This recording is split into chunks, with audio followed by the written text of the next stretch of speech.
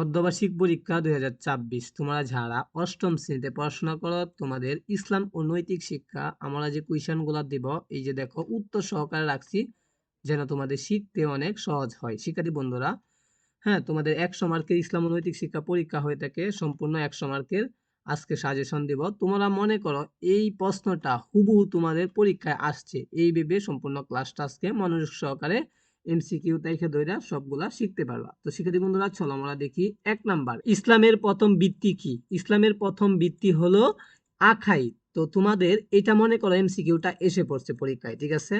তো এরপরে দেখো 2 নাম্বারটা আল্লাহর প্রতি বিশ্বাস এবং তদ অনুযায়ী আমল হলো ইমান।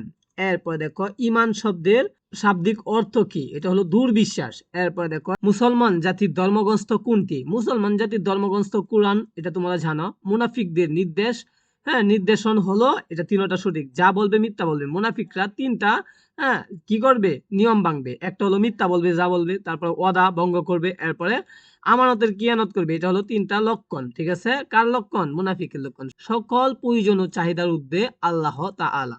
উদ্দীপক পড়ে 7 নং 8 নং প্রশ্নের উত্তর দাও। এভাবে তোমাদেরকে একটা কোয়েশ্চেন দিবে। দেখো তোমাদেরকে এইভাবে উদ্দীপকটা দিয়ে বলবে কি এই 7 নং এবং পরের উদ্দীপকের পরের দুইটা কি করার জন্য? এই উদ্দীপকের আলোকে উত্তর দেওয়ার জন্য, ঠিক আছে? তো প্রথমটা উত্তর হবে হাসিবুন, এরপরটা হবে 3 নাম্বারটা উত্তর। আচ্ছা, প্রথমে উদ্দীপকটা পড়বা, তারপর উত্তর দিবা। 9 নাম্বারটা নবী রাসূলগণ আগমনের ক্রমধারায় সমাপ্তিকে প্রথমে নবুয়াত বলে। আচ্ছা, জাহান্নাম হলো প্রথমটা এবং 2 নাম্বারটা সঠিক। মাটির গর্ত, আগুনের গর্ত। আচ্ছা শিক্ষার্থী বন্ধুরা দেখো 11 নাম্বারটা ইসলামের মৌলিক বিষয় কয়টি? এটা তোমাদের পরীক্ষায় মনে করো আসছে, ঠিক আছে?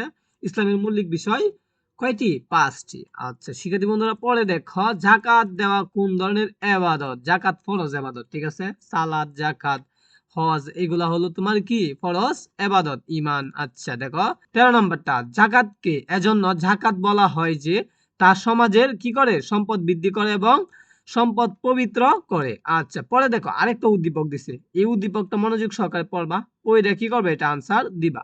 আমরা যদি উদ্দীপকটা পড়ি দেখো, হ্যাঁ তাবিব সাহেব একজন ধনী ব্যক্তি, তার 1 বছরের মোট সম্পদ থেকে নিজ অপ্রয়োজনীয় খরচ বাদ দিয়ে বাদ বাকি সম্পদের একটি অংশ তিনি গরিবকে কি করেন? মিসকিনদেরকে বিতরণ করেন। আচ্ছা এটা বিতরণ যে করেন এটা যাকাত দেন, ঠিক আছে? যেহেতু সে বড়লোক ব্যক্তি তার কি করতে হবে? যাকাত দিতে হবে। আচ্ছা পরবর্তীতে 16 নাম্বারটা যাকাতের মাশারিফ কয়টি? 8টি। হজ ও উমরা দূর করে দেয়, তিনটা সঠিক। দরিদ্রতা, অভাব, গুনাহ তিনটা কি করে দেয়? দূর করে দেয়। মাথা মুড়ানো বা চুল কাটা হজের ফরজ।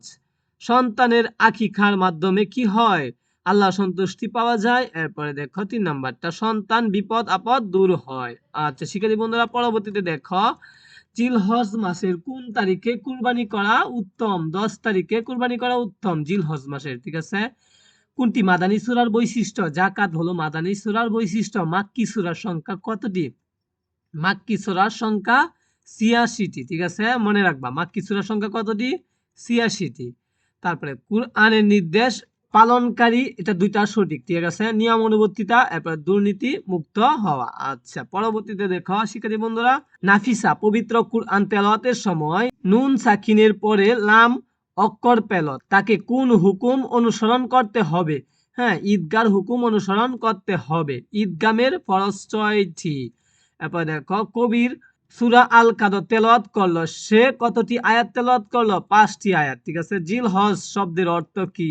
আব্রাহা কোন প্রদেশের শাসনকর্তা ছিলেন? এটা হলো ইয়ামেনের শাসনকর্তা ছিলেন। আরেকটা উদ্দীপক দিছে, দেয়া বলছে এটা হলো মাক্কি উত্তর হবে। এরপর একটা উত্তর হবে 3 নাম্বারটা। শিক্ষার্থী বন্ধুরা পরে দেখো সংক্ষিপ্ত প্রশ্ন উত্তরে তোমাদের থাকবে 20 মার্ক। এমসিকিউ কত ছিল? 30। সংক্ষিপ্ত প্রশ্ন উত্তরে তোমাদেরকে 15টা প্রশ্ন করা হবে। তোমার যে 10টা তুমি পারো সেই 10টা তুমি কি করবা? আনসার দিবা, এখানে 20 মার্ক পাবা। সৃজনশীল কয়টা আসবে ভাইয়া? 8টা সৃজনশীল আসবে। যে 5টা তুমি সৃজনশীল পারো সুন্দর করে আনসার দিয়ে আসছে পড়বা। তো শিক্ষার্থী বন্ধুরা তোমরা সকলেই চ্যানেলটা সাবস্ক্রাইব দিয়ে রাখো প্রত্যেক পরীক্ষার এইভাবে সাজেশন গুলো পাওয়ার জন্য।